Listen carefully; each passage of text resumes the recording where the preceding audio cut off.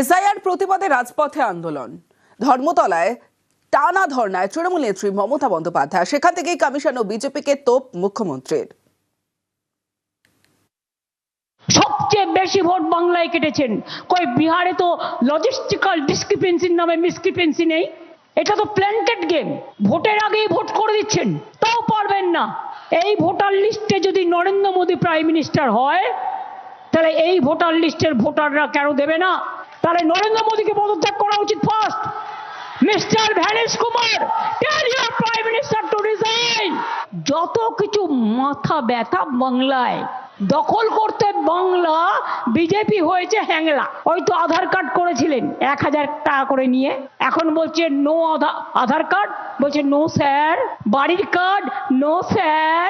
লক্ষ্মীর ভান্ডার card no sir. জমির card no sir.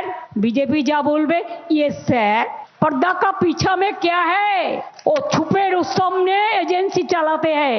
लेजुत धरे तो क्षमताয় আছো, কয়েকটা লোভী লোককে নিয়ে আর কয়েকজনকে লোভ দেখিয়ে অনেক মহিলার ভোট কেটেছে অ্যান্টি মহিলা বিজেপি পার্টি। এগুলো গাধা না আতা, হাতা না খুন্তি, হাড়ি না কড়া।